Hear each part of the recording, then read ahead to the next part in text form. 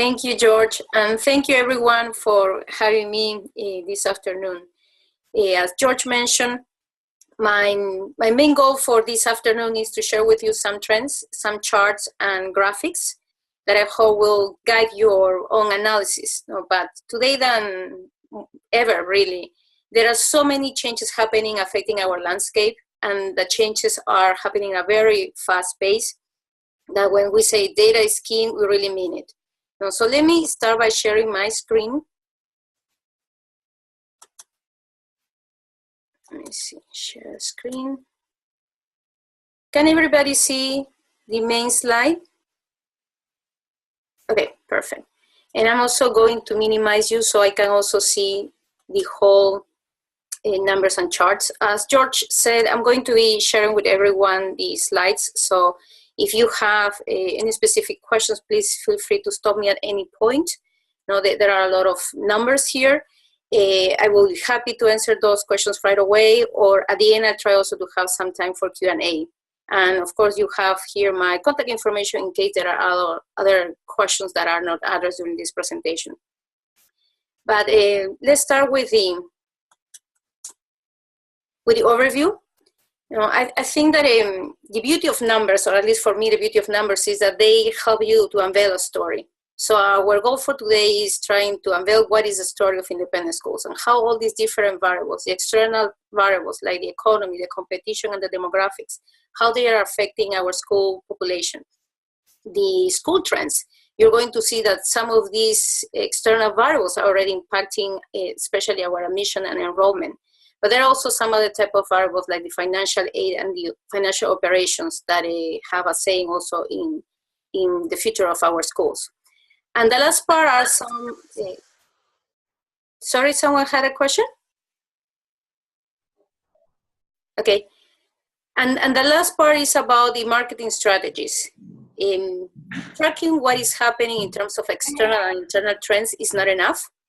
You might need to supplement this information with parent segmentation analysis, branding or elasticity pieces, your own surveys of parents and alumni.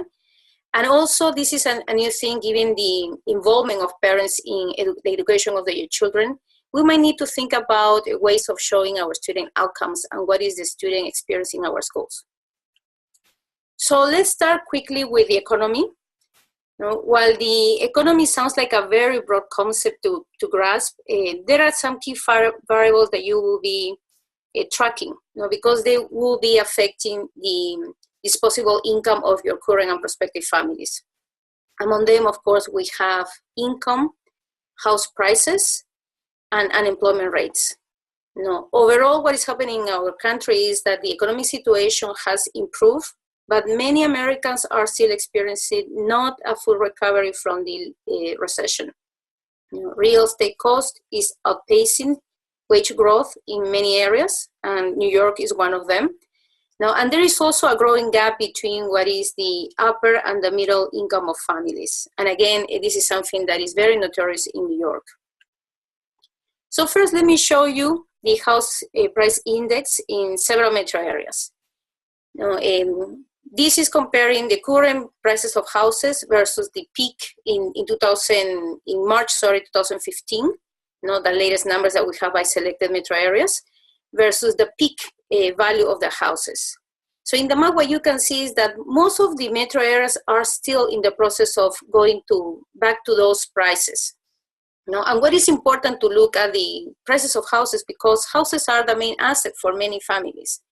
In this map, mainly Hawaii and Texas are the ones who have, and Nashville, sorry, here, are the ones that have go back to previous levels of before the recession.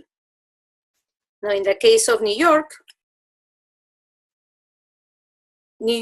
in the second quarter of 2015 was still at 85 in comparison to 100% that was in the highest peak of the price of the housing market, and it's a little bit below the national numbers shown here in green. In terms of unemployment, again, the latest numbers that I have for the metro areas is from 2015. And the unemployment rate for New York was 6%, slightly higher than the national unemployment rate of 5.5%. But what is more important, I think, to track in this case is you may have already information about what are the industries where your parents are working. So by having a good grasp of what are the type of industries where they are, it will help you in assess, how to deal with unexpected issues. Like, for instance, there are economic reports about what is happening in the manufacturing area or in the housing industry or in the financial sector. So if you have, like in the case of the school of my children, the main two areas are housing renovation and high tech. So when the dot-com bubble bursted, it was a time where the school would have a good idea of how many families will be affected by that. Or again, when we have the bursting of the housing bubble, by having an idea of how many people were working in the housing sector per se, that was also a good piece of information for the officers at the school to guess in terms of how much financial assistance would they need to provide. Income is also very important, of course, and I'm comparing in this case the numbers for US versus I actually was able to find the numbers for New York City. And when putting together the upper levels, those families, household with income of $125,000 a year and more, in the case of New York, we have 22% of the whole pie, versus in US, that was 19%. So we can see that New York, in terms of household income, is in a better position than the rest of the country. About the competition, this is an area where a lot of things are happening. Essentially, there are so many new choices for parents, and what we're seeing are charter schools are solidifying their position. Homeschooling and online learning continue to grow. For-profits are proliferating, and we're going to see that, I really think that New York is a perfect market for the for-profits. And in a sense, of course, we're hearing all the news about higher ed, and how expensive higher ed is. So this could be also a potential problem for our schools, because we know that the parents in our schools, they might opt out of K-12 private education for their children, but college education is a must. So we are competing also with higher ed when it comes to money. For this presentation, I have focused on two types of schools. The first one is the charter schools, and the second one will be some of the for-profits. So in the for-profits, I'm going to show you two schools in particular. But starting with the charter schools, the charter schools have been growing at a very fast pace. In 1992 was the first time when a charter school was opened. That happened in Minnesota. And in 2013-14, the latest numbers show that we have more than 6,000 charter schools. And they are serving more than 2.6 million students. This represents in the last 10 years 118% increase in the number of schools and 225% increase in the number of students. In the case of New York, in 2013-14, there were 233 schools. Now, the market penetration for New York is slightly lower than the one for the overall market, because in New York, charter schools represent 3% of all the public school students versus 4.6 nationally. And they also represent 4.5% of all public schools versus 6.3 at the national level. But what is something that I would recommend you to check is what is happening with the charter legislation. Because right now there is a cap for New York. There are 460 charter schools that can be open in New York, and 114 are reserved for New York City. But the cap has not been reached yet, and there are only 25 charter schools left that can be open in New York City. But that has caused a waiting list of more than 50,000 families. So there is an unmet demand. So that could be good news for our schools. But as you might know, legislation can change at any point. And for instance, in California, there is no cap. Charter schools can be created, the cap was set for California 100 schools each year, but in cases like North Carolina, the cap was eliminated. And since 2011, there have been popping several charter schools in North Carolina, and many of our members in that state are facing fierce competition from charter schools. And what is the impact that charter schools can have in the private school sector? There is not too much research done in this area, but there are two studies done in 2012. One was done by the Cato Institute and the other one by the Department of Education. The figures that I have here are from the study done by the Cato Institute. So essentially, the study found that private school enrollment are much more sensitive to charters when they are located in urban districts than in non-urban areas. Overall, as you can see in these first columns, about 7% of charter elementary students are coming from private schools, 9% from middle schools, and 11% from high schools when they are located in a non-urban area. But in the case of highly urban areas, 32% of the elementary enrollment is coming from private schools at the elementary level versus 23% in middle school and 15% in high school. What is happening is that charter schools are perceived as an extremely good option to public schools in some areas, and they have been adding some, they have been expanding essentially the grades that they are serving. So at the beginning, there were many charter schools who were serving mainly K-8 students, but they have been now expanding into secondary grades. And the impact so far has been mainly towards the parochial schools, but since the charter schools are also moving into suburban areas where many of our schools are located, we are trying to keep an eye on what is happening there too. And as I said earlier, since many of our members said that they are facing fierce competition from charter schools, in 2013, NIS conducted a study trying to understand what were the perceptions, views of parents between charter schools and independent schools. Unfortunately, we found that there are a lot of similarities in terms of quality of the teachers, high achieving student body, a challenging curriculum.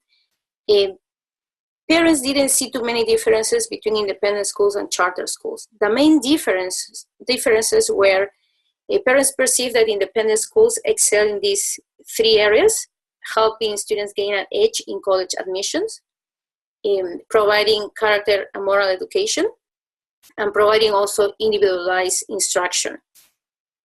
In the case of charter schools, parents also saw them excelling in fitting with their family lifestyles and also having a strong parental involvement. We also asked parents what other alternatives have they explored. And public school came as number one. Almost 60% of these parents, when they were considering charter schools, they ended up, they have also checked public schools, they assigned public schools, and only 34% have considered an independent school. Remember that these are parents who were trying to opt out of their public assigned school. So they were looking at different options. Sorry, let me remain for a second in this chart. What we found is that, as you can imagine, cost was the number one driver for not considering independent school. And since we are competing versus zero, many parents were saying, well, if the tuition in independent school is something reasonable, meaning less than $20,000 a year, the school in addition has to be able to prove that they provide or they have very high quality teachers, a very rigorous curriculum.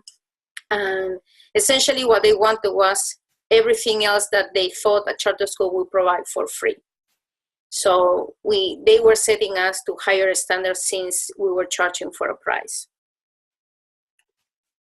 The other type of school that I wanted to mention during this session were the for-profits.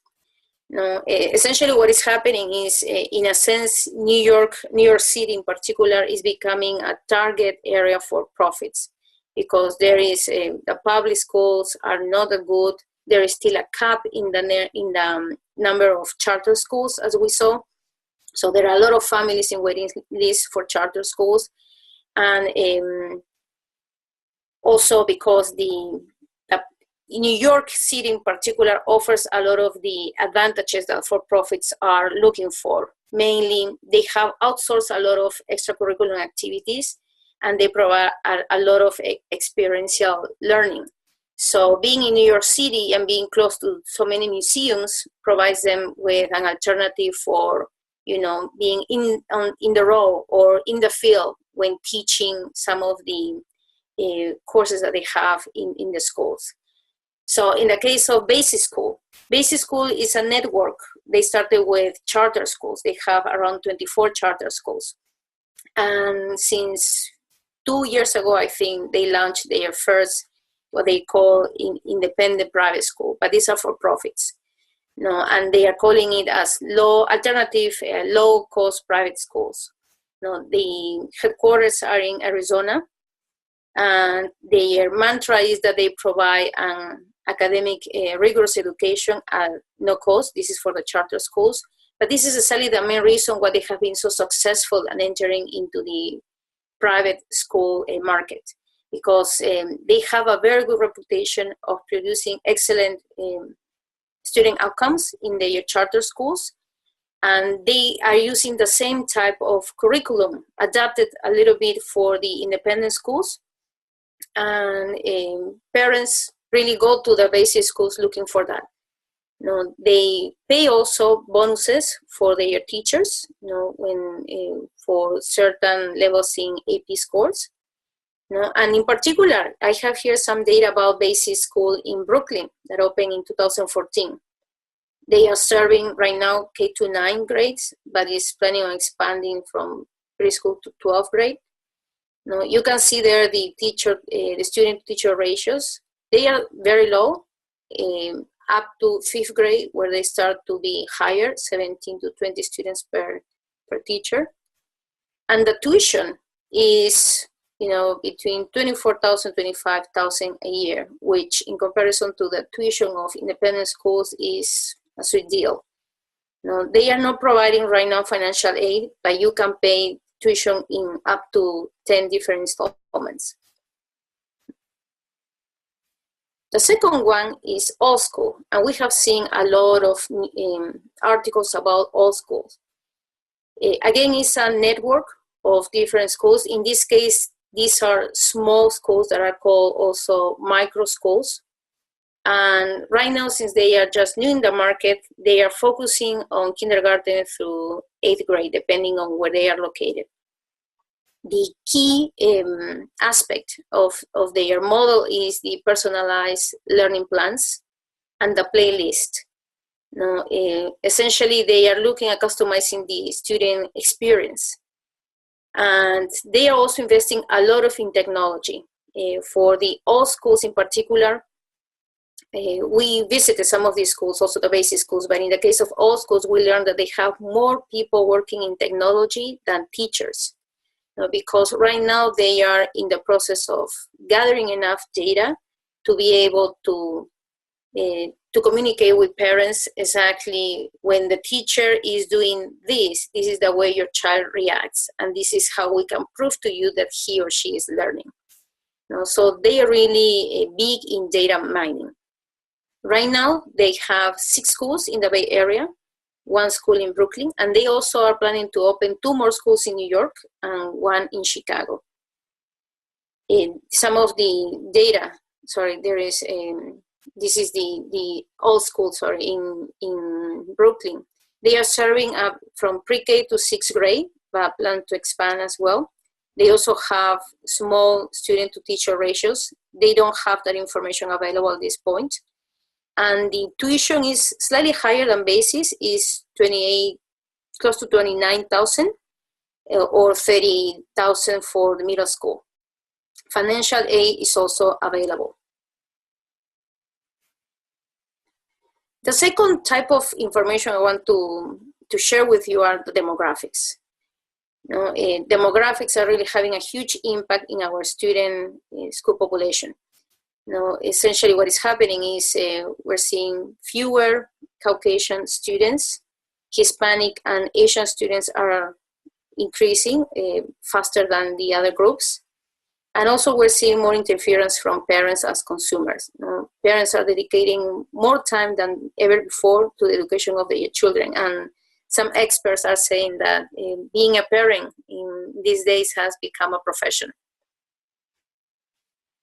So in 2010, it was the first time it was sort of like a wake-up call for demographers, because the number of, how can you see on the right here, the number of Caucasian students declined by 10%. And if it wasn't for the increase of 39% in the number of Hispanic children, the overall student population in US would have declined. In 2009, actually, was the first time in the history of the census that the number of minority children, ages 3 and younger, was largest than the Caucasian population.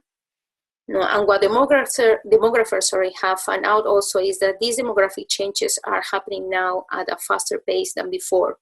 So they are estimating that by 2019, the entire student population in US will be majority minority, and also our whole country by 2044 will become, the majority will be from minority groups. And these changes at the early ages are already being seen in our own NIS numbers.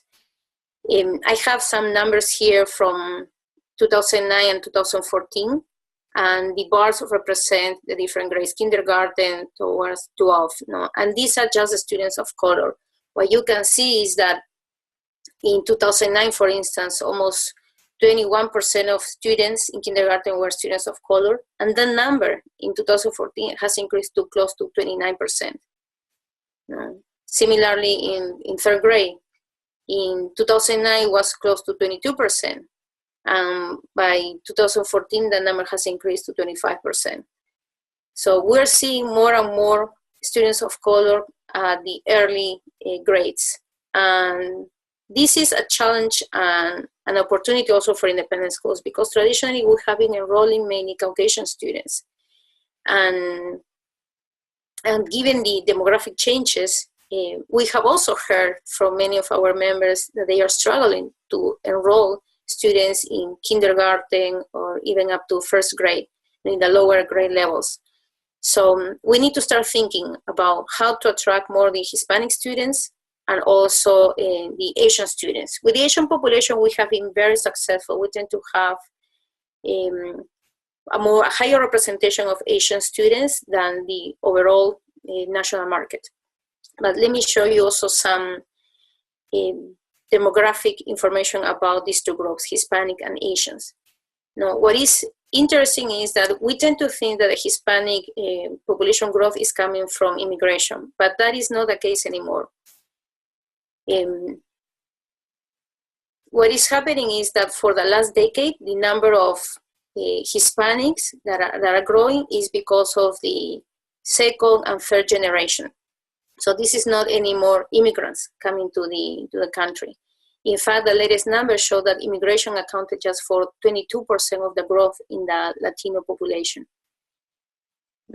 Latinos also are the youngest of the major racial and ethnic groups in the United States. The median age is 27 years old. In comparison, the overall median age for the US population is 37. And what about the Asian population? Since 2009, we're having more immigrants from Asian countries than from Latin American countries.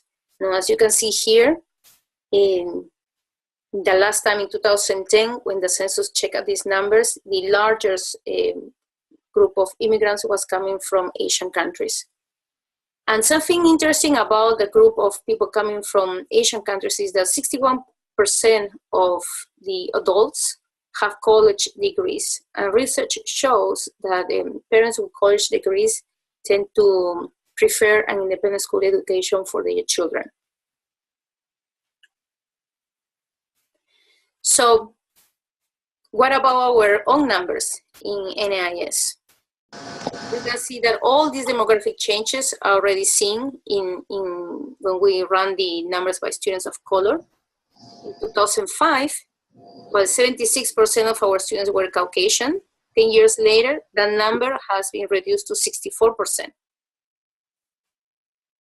And you can see also that Asian Americans 10 years ago were 7%, now they are 9.4%. Hispanics also have increased a little bit from 3.2 to 4.4%. In terms of numbers for New York, Caucasians in New York are only, this is only student population, no, it's 53%, while Asian Americans are 10%, multiracial 6%, and other race normally represents Hispanics. The challenge with the way the census record the numbers is that Hispanic is not considered a race. So normally people are asked first, what is your ethnicity? And you can say if you're Hispanic or not. And then you can select your race. So Hispanic people mainly select Caucasian. So this is the reason why I added on the right that Hispanics represent 29% of the entire student population in the New York metro area, while the white non-Hispanics, so Caucasians that do not consider themselves to be Hispanics, represent 40%.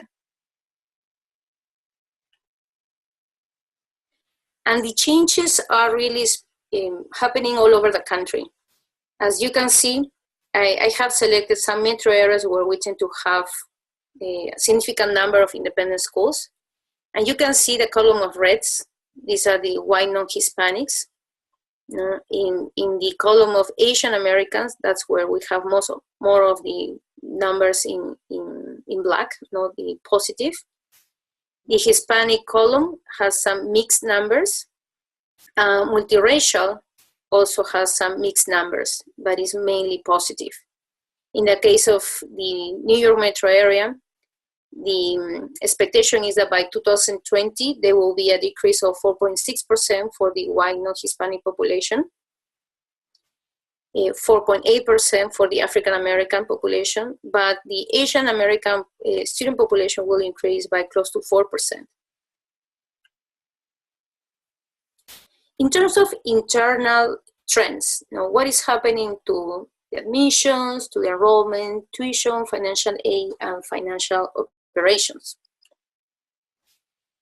What we're seeing is that applications in day schools, and day schools are represented by the red columns, and boarding schools are the purple ones. Applications in day schools are slowing, while the applications for boarding schools are growing a little bit. I was also able to run some numbers by only New York City and other areas not in New York City. I didn't have enough numbers for specific non-New York City areas, so I have to bundle them together.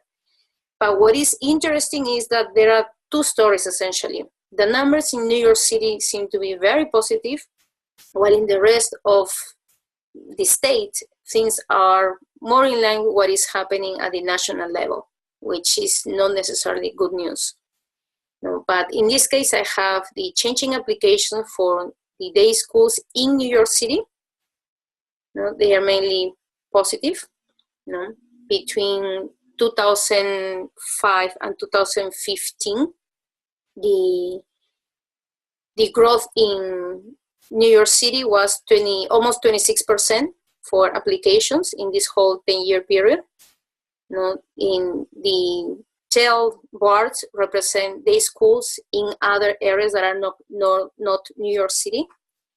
And the growth in that case was only 2% in the entire period of 10 years. And for boarding schools, and this includes any school with a boarding element, day boarding and boarding day, or just boarding schools, in purple, the applications increased by 20% during this whole 10-year period.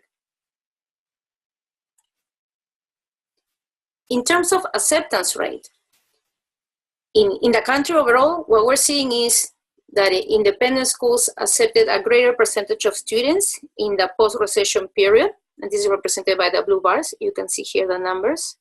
Now, we started in 60 and down to 57, and then we started to accept more students in 66, 65.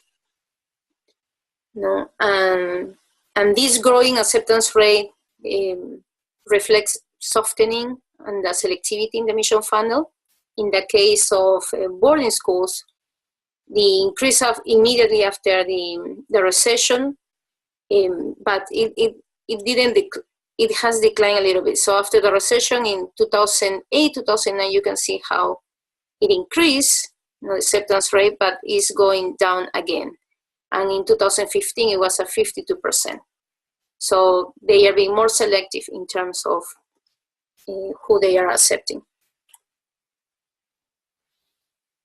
Here again, I was able to separate New York City schools versus cities schools in other areas in New York.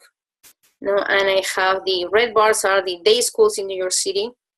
The purple is day schools in other areas, and the orange ones are the boarding schools in other areas, not New York City. So schools in New York City in general are very selective, and the acceptance rate have been flat for most years in this period. You can see starting at 26%, going down a little bit, and then again 24%. Acceptance rate are increasing for the schools, but declining for boarding schools. In other areas, we can see that in the case of day schools in areas that are not in New York City, acceptance rates increased a little bit in 2006. Oh, sorry, let me go up there. And then it started to decline a little bit, to 64% in 2009. And then it has increased a little bit again by 2013, and currently is at 68%. For boarding schools in orange, acceptance rates were declining until 2008, and then they started to grow a little bit again. And currently, they are only at 50% in 2015. Yield. Overall in the country, what we're seeing is that schools are having, even though we are trying to accept, day schools are trying to accept more students, we're not being that successful at enrolling students. The orange bars represent the day schools, and the teal ones represent, the teal color represent the boarding schools. So what we're seeing is that there are also differences between what happened before the recession and after the recession. Before the recession, the yield was kind of like stable, but then it dipped in 2009, and finally is recovering a little bit in 2005 for day schools. For boarding schools, right now we are actually at a lower level than we were in 2005. In the case of schools in New York City and in other areas in New York, it's also more challenging for day and boarding schools to enroll students, in particular in areas that are not in New York City. But even for schools in New York City, here in blue, you can see that the yield started at 69% in 2005, and it was increasing to 72, and then started to decrease 74 actually in 2011, and currently is a little bit up at 66 in 2015. For day schools located in other areas that are not New York City, yield was kind of stable, 72, 73, 73, and then declined a little bit, 68%. These are during the years of the recession. And then it has started to pick up a little bit again. up to 2005, where it decreased at 69%. Boarding schools is a little bit more stable, but during the recession years, you can see the dip here from 64 or 65 down to 60 or 57. And right now is back a little bit to 65%.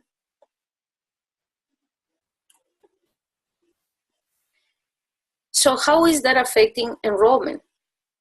I was commenting earlier that for day schools in general, in independent schools, we're having a harder time in receiving fewer applications. We're being less selective, and yet not everybody who has been offered a spot in our schools is accepting the offering. In the case of boarding schools in general, they are seeing more and more applications. They are being more selective at accepting students, but they are also having challenges, in terms of yield.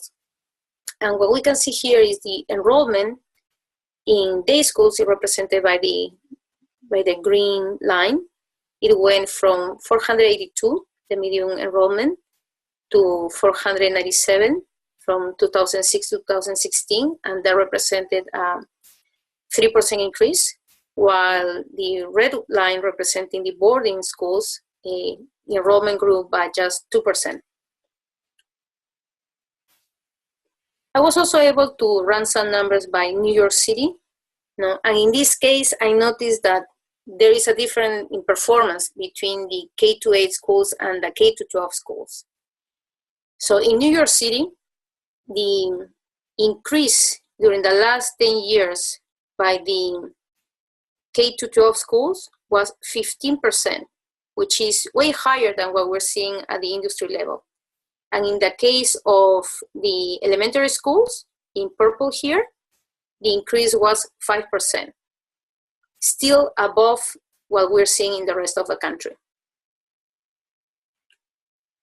Unfortunately, the story is very different for other areas outside New York City.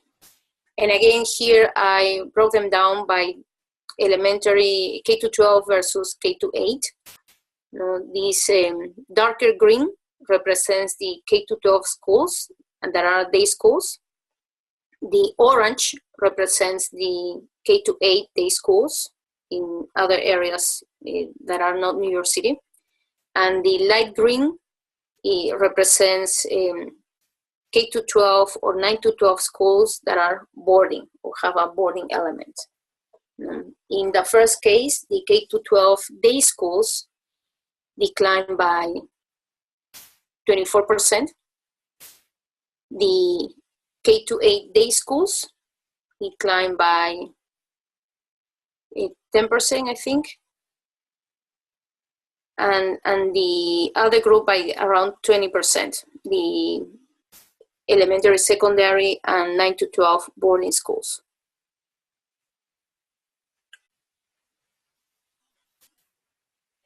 And traditionally, since I joined NYSAIS over 11 years ago, we always used to report that our industry was really stable, and was the growth tend to be around 3%, which is still overall, the overall numbers are still showing that. But of course, the overall numbers might tell you a different story of what is really happening in your specific case. So this time what we did is we look at the schools that have provided enough numbers during the year pre-recession versus 2015.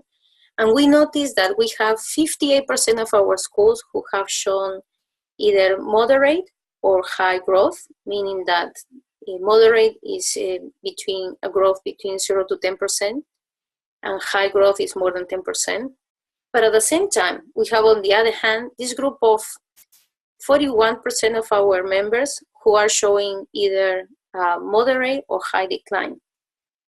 So I replicate that exercise for all the New York State independent school members, and I found that the story is not as is better actually than what we're seeing in the industry level. We have 68% of schools in New York who are either moderate or highly growing, versus 32% in the other side. And as I showed you before, it seems like these schools are the ones that are not in New York City, the ones that are declining. And well, we need to do more research about this. We really think that is because we are becoming unaffordable, even for high-income families. Traditionally, I used to run a report showing the tuition versus median income.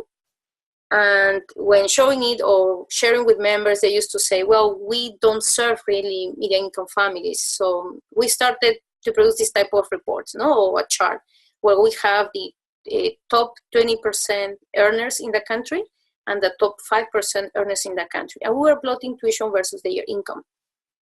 And what you can see here is that even for these top earners in the country, tuition is increasing, as a percentage of their total income. In 2002, for the top 20% of earners, it was 8%, and by 2010, there was close to 11%. In the case of the top 5% earners, in 2002, it was close to 5%, and by 2010, it was 6.5%. So I also ran some numbers for New York, for all the members in the association. And first, I wanted to show you, the average tuition versus median income in New York. Actually, I found median incomes in New York. And you can see the trend. In 2003, the average tuition, and I'm including here all members of the association. It was close to, tuition represented close to 45% of the median income in New York. And the peak was in 2012 at 68%, but in 2013, that declined a bit to 63%. I also ran the same numbers for top 5% earners in the country. I couldn't find numbers for specifically for New York, but you can see also the trend, how tuition has been increasing as a percentage of income, even for high-income earners. In 2003, the average tuition of schooling in New York was around 12%, and by 2014, it had increased to 17%. As you can imagine, that has a big impact on financial aid. What is happening right now is we have a lot of people applying for financial aid. Schools are also allocating more money per student for financial aid, as you can see in these charts. These are day versus boarding schools. And the percentage of students on financial aid is also increasing. For boarding schools, it was close to 37%, and for day schools, 21%. The irony is that most of those requests are coming from high-income earners. Now, these are SSS numbers. You can see that in 2011, we have 30% of requesters for financial aid filing SSS forms were from high income. Now the top 5 quintile, and by 2016, that had increased to 43%. And the reason is because cost of living.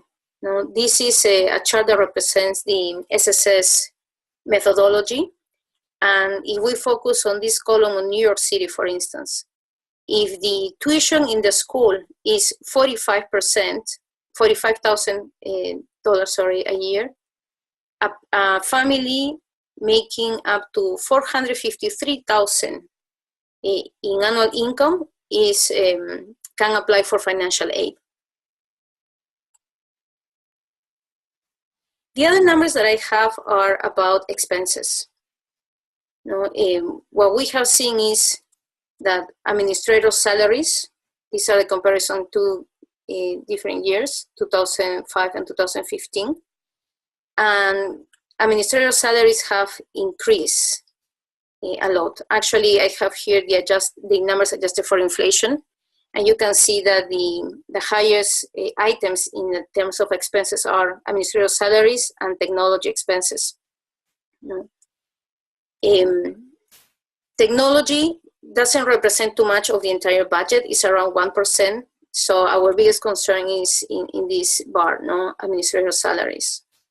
We know that we have increasing the number of administrators, but also the salaries per se have been increasing. In terms of income, we are still very reliable on net tuition. No, actually, 10 years ago, net tuition represented 77% of all income, and now it's even higher at 80%. And when you look at the increase per student, you see that financial aid has almost doubled in these last 10 years. And remember, all these numbers are adjusted for inflation. So what else can you do, to understand better your market? Now, we are advising people to maybe conduct a market segmentation. And in 2011, we did a market segmentation report. And this was the results. We found that there are 5 different groups of high-income parents.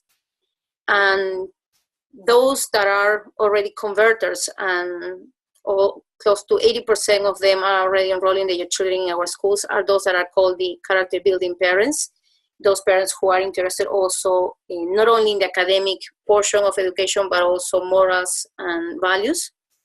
But the 2 groups where we have, or 3 groups where we have some potential growth, are challenge seekers.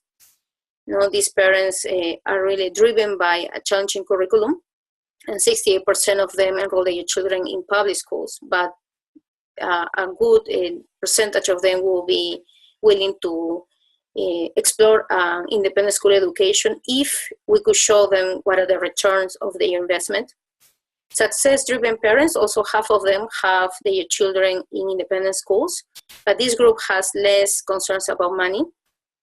They are interested in a successful, in education that will provide a successful life beyond high school and college for their children.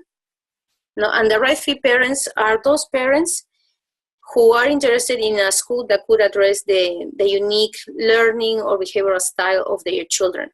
And most of them enroll their children in public schools, but they could also be a good market for independent schools. The other type of information that we think will be valuable will be conducting a branding and tuition elasticity study. And there are a lot of consultants out there that could help you with that. And very low-cost solution will be conducting some focus group with 5 or 10 current and prospective families. At the NYSAIS, we have been working with a market research firm that has been doing this for some schools. But the beauty of having a branding analysis is that you can compare yourself with your key competitors. And in some cases, you can even put, instead of having one school as a competitor, you can have a group of schools as a competitor. And you can identify where are the areas where you really excel and where are the areas where your competitors excel. And this is highlighted, for instance, in this light purple. The other information that you get from a branding analysis is what are the reasons why prospective parents or parents who decline enrolling in your school did not choose your school. And several times you can also test your own hypothesis.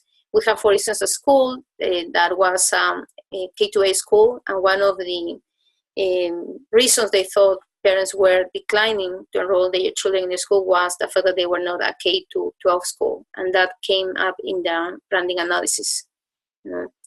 But also, several times we hear from members that tradition or reputation is very important for parents. That really depends on the market and the school. Sometimes we have seen that actually parents didn't perceive that the curriculum was what they were expecting. And we have seen this more than once. So that is the other reason why we are really looking at learning more from the for-profits, because they are being perceived as very innovative in education. A last piece of information is how parents are getting data about yourself. And this can help you in allocating your marketing money. So far, what we have seen is that school visits is still the #1 source of information for parents. And as I mentioned, if you have a good distribution list, you can have this information by current parents, prospective parents, or even those who were accepted to or were extended a spot in your school but declined to enroll their children. In terms of tuition elasticity, there are also several ways to analyze this. One of them is the Van Westendorp model. And essentially, we are asking parents for 4 different prices. What would you consider the tuition to be too high, that no matter how good a school is, you won't enroll your children there? High, but you know there is a markup. Cheap, where you think that you're getting a bargain for what you're paying, and too cheap, where you start doubting about the quality of the education in the school. So with all these 4 different prices, what you find is a sweet spot. Like in this example, it was around 30,000. And it also gives you these other 2 points. Beyond, if you increase your tuition more than 52,000, that's where you start losing an important number of your parents. Or for schools that are considering lowering their tuition, there is also on the opposite side. How low can you go? But in between, this type of information can help you also analyze your financial aid needs. Of course, you can also supplement this information with parent satisfaction and alumni satisfaction surveys. You can assess, in particular via these surveys, specific programs, like for instance, Mandarin, or STEM program for girls, and also it will help you to get a better sense of what is the student experience in your own school. And talking about student experience, this is another area where we're seeing more and more interest from members. What are the type of tools that are out there to show student outcomes? Parents are demanding, up to a certain point, more information in this area. And there are a bunch of tools out there. The most popular among independent schools are the MAP, Measures of Academic Progress. Is an adaptive test, but it focuses in the main areas of learning: math, reading, language. The CWRA is the College and Work Readiness Assessment, and it tries to assess for critical thinking, problem solving, and communication. It's for middle and high school students. OECD test for school is based on the PISA test, so and it also includes some information about the environment in your school. And the instruments that we have about student experience are the high school survey of student engagement and the middle grade survey of student engagement. It has a lot of information about the way students perceive the experience in their schools. There is also information about bullying or safety in the school, and key information also in terms of preferences for type of instruction from the point of view of students. Sure, and the last item that I have here are these additional options, like outsourcing. We know that for instance, MBOA has reported that many schools are considering outsourcing, for instance, IT again. We saw an increase in the number of chief technology officers, but other schools are going the other way. The unbundling, that's an interesting option that is used by the for-profits. And essentially what you can explore is offering a core. Your curriculum is the core offering, and all these extracurricular activities can be offered for an additional price, which, by the way, is the way the for-profits do it. So that could help you in becoming more affordable as a school. And of course, the other one that we have been mentioning for a while is the right sizing, because the research shows that you could have up to 20 students in a class and be very effective. One of the advantages is that you can break a class of 20 students into smaller groups of 4 or 5 and have some interaction with students. Most of the national numbers still show that the median size of our classes is between 14 to 16 students per class. And these are just the final thoughts, because the market is really changing. And nowadays, we cannot be only distinctive, but we need to be compelling. No, we are competing with a lot of creative options like the for-profits or free options like the charters that are perceived to be so good. No, and the reality is that we're running a very expensive business model. So that is something else that we are looking at NYS, exploring ways to make our schools more affordable.